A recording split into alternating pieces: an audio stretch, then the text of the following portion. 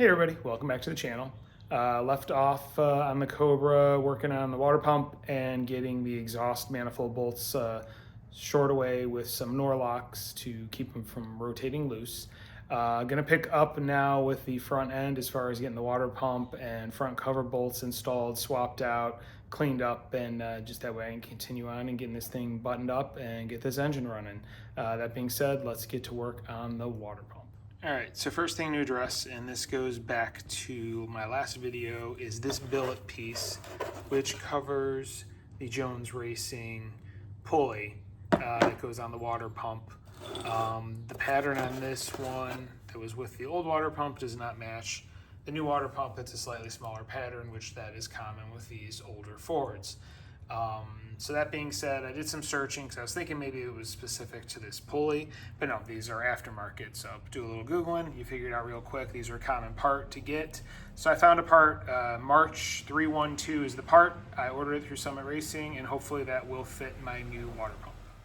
All right, well, it is the next day, and here is one of the pluses of living about an hour away from a Summit Racing warehouse. Got a box today from UPS, and this looks to be the right part. Again, it is March number 312. Fits right on, and what do you know? Bolt holes line up perfectly, so we are good to go there. I have the correct part to fit over my pulley. That is how it's going to look. Very similar to what the other one was. Looking at it, I do think this other one is a March part as well, because it does have a scribed number on the other side. It's 320. So yeah, this looks to be March part number 320, whereas this is March part number 312. Oh, upside down. There you go, 312. So yeah, all set there. So I can go ahead and get to work on installing the new water pump in the car. I think first I'm going to swap out some of the timing cover bolts, because I did get a whole kit with new timing cover bolts. So there's a few of them that are behind the water pump area I'll get to, and then I get this new pump on. The new cover did also come with new bolts as well, so I'll have some nice shiny new Allen bolts. So go ahead and get back to work on the car. All right, so one thing I wanted to do before I start installing parts and whatnot, I wanted to make sure that this is the right water pump, because you do have the clockwise and counterclockwise. I had ordered one that was the correct rotation clockwise pump, so just looking, making sure, and the impeller on this one does seem to match the impeller on the other one as far as how the vanes are designed. So it looks like we're good there as far as the pump goes. It should spin in the right direction, so that's plus. I did also clean up the pulley real quick, and one of the other reasons I wanted to do this is I wanted to take the back cover off so I can go ahead. I have Velcro gaskets, so I'm going to replace the gasket with Velcro gasket, and I also, the gasket that goes between the back cover and the actual pump itself, I always put sealant on both sides of those, because it's very common for a little bit of seepage in those, especially at the bottom. So I want to make sure that this thing is leak-free going forward. So that is the plan, but before I can install it, I do need to get those few timing cover bolts swapped out that I want to replace. All right, and there is the pulley reinstalled with the new correct cover and the new water pump. So now I will actually get to the timing cover bolts and then go ahead and get this installed. I'm going to go through, here are the different bolts that are in the kit. All the longer ones should be for the water pump. I'm going to take this apart, match those up with the old one, because I have all the bolts sitting in the original holes, and then see what I have left over, and that should be all the stuff for the timing cover, and then I can go ahead and get those swapped out. All right, and for anybody who cares, the ones that are used for the water pump are all the long ones that were here, and then the two that were right here together, the rest of these are for the timing cover. You can see I have them all matched up there in the old water pump. Just matched them up to what bolts were sitting in those holes that I'd pulled out. So I'm going to crawl under the car with the remainder of the bolts and start swapping in the timing cover bolts. All right, well, there you should see on the lower portion of the cover, I've got the two new ARP bolts in there. I could not do the passenger side because that's where the timing pointer bolts in, so those are different fasteners for that aftermarket pointer, so left those ones alone. And then I also got the top two bolts, as you can see there and there, replaced as well. Those are torqued to 20 foot-pounds, 2 16-inch pounds. So those are done. So now I'm going to clean everything up and get the water pump. And real quick before I get to the water pump, you will have those two thicker bolts left over because those would be for your fuel pump, but you don't have a mechanical fuel pump on this application. At least I don't. And then these are the two longer bolts that I couldn't replace because of the timing pointer. And also every one of these did get thread sealer put on the threads, as will all of the water pump bolts when I install the water pump. All right, so I scraped off the old gasket and was starting to wire brush everything, and then I remembered that this hole here has damaged threads, so I need to go ahead and drill that out and put in a heli coil real quick, and then I can go over one more time, clean everything up, and get the pump installed. All right, heli coil is in this hole here, so we're good there. I went over, cleaned everything up again with a wire wheel on a drill. You're really, the only spot you have to worry about sealing is around the actual D-ports on the two sides. What goes over the top and the bottom, this side of the gasket, doesn't really matter, there's no water in there, so it's just really the D-ports that you have to be able to seal up pretty good. So I went over those, really nice, went over them with brake clean, everything's clean there. So all I need to do now is clean up everything on the water pump and the back cover, put some gasket maker between the back cover and the water pump on both sides of that gasket, and then get everything installed. All right, and I had these Velcro gaskets, which I was going to use, but then thinking about it, I can't use the back cover gasket because this is for a reverse rotation Mustang, whereas I have a standard rotation water pump setup on this. And this one that goes between the pump and the block would work, but since I have a matching set here that came with the pump, I'll just go ahead and use those and save these for something else down the road, or if I ever change the setup on this or whatnot. So just go ahead and started getting everything sealed up with some sealer and put together, and start getting this thing on the vehicle. I am going to be using Right Stuff gasket maker. Love this stuff, swear by it. The Right Stuff gray seems to work really good on everything I use it on, so that is what I'm going to use in between the gasket and the mounting pieces. All right, and here we go. Water pump is installed. Everything's torqued.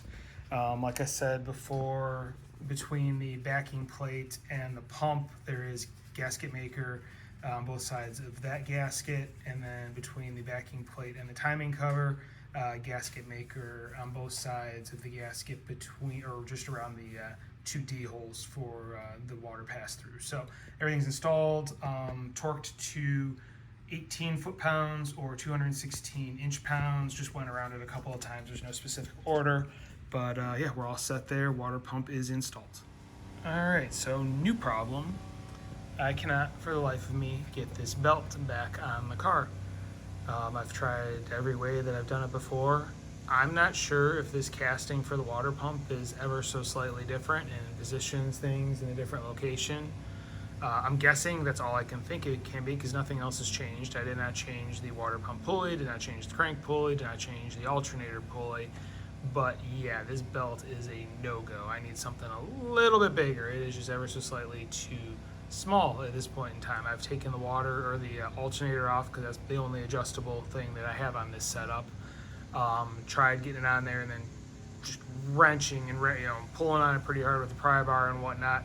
Cannot get it into place, cannot get it to mount. So looks like I'm gonna have to order a new belt. I'm gonna do something a little bit bigger. Thankfully this belt has all the part numbers on it and everything. It's actually a Jones Racing Products belt as well. But I should be able to search and find something ever so slightly larger, and then that should solve my problem. So yeah, the joys of working on heavily customized cars, it's always something. So wish me luck. Hopefully I can find a belt that will work. All right, so here's what's on here. It's a 5-rib, 890.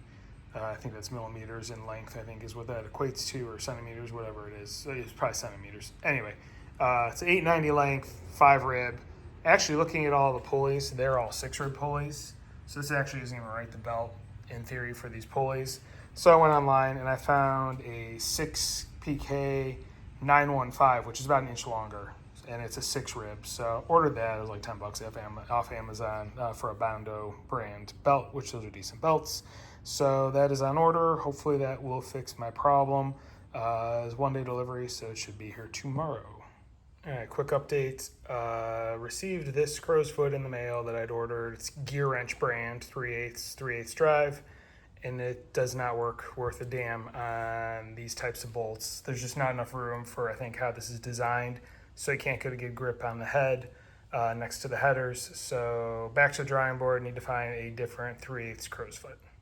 All right, so after searching online for a different crow's foot, I mean, I can't find anything that I think is going to work any better based on the limited amount of room that you have against the header pipes. So all I did was, I used the normal straight up box wrench and just went back around, see if I could torque them any further. They're pretty much as far as they're going to go. The wrench is, about to slip off. So I think I'm going to call it a day with these. If I have problems, what I'll probably end up doing is just getting different bolts down the road. I know there's some that you can get that have an Allen key in the center. That would probably be the best bet to try and get these things tightened, because trying to get a box wrench or a socket or anything on most of these bolts is a pain in the butt. So I'm gonna leave it as is. Here's hoping for the best. And like I said, if they start backing out, loosening up down the road, I'll just look for better bolts. All right, and next thing to mess with, I got this in the mail as well. This is the belt I'd ordered. Roughly an inch larger than the one that I pulled off of it. Much nicer and rubbery. The other one was pretty stiff. It's who knows how old it is. I mean, again, this thing was built over 20 years ago. It looks new, at least as far as like cracking and whatnot. And again, this thing only is supposed to have a couple thousand miles on it. But again, if it's just been sitting on there for years upon years, the rubber is just deteriorated or whatnot. So anyway, this is a 6 rib, which all the pulleys that are on there are 6 rib. The one that was on there before was a 5 rib. Hopefully I can get this to fit and it'll at least be the right 6 rib belt for the setup. So I'm gonna go ahead, crawl underneath and see if I can get things put into place. Well, here I am under the car. It seriously took me an hour to get this belt on, fighting with the alternator and trying to get enough slack in it. It's still, I don't have the lower bolt in the alternator. This belt was 1 inch larger than the previous belt, and it's still, I'm pretty sure, just way too tight. So it looks like I do have to get an even larger belt. I still just can't comprehend how things change so much just by swapping water pumps. No differences in pulleys, just the water pumps. But I'm gonna have to go with a 2 inch larger belt, it seems like. So not sure. Because I thought about just shortening up the turnbuckle that I have there, cutting some of it off. But the problem is the alternator is pulled so tight to the block that the one of the nubs on the timing cover is actually pushing into the connector for the voltage regulator, so that's not healthy. So I do need to get more slack in this. So yeah, I think I am going to be ordering a larger belt. All right, so I pulled the belt back off, put it back in its container, so I'm gonna see if I can send it back.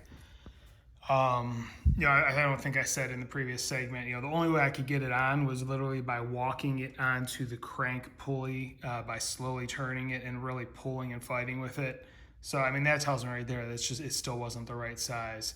So I searched catalog. What I ended up ordering was a 5 PK 970. So it's actually 2 sizes larger than what I currently have. So it's about 2 inches longer, and it's only a 5 rib. The reason I did that is even though I'm counting 6 ribs in the pulley, it didn't seem to fit right on the water pump.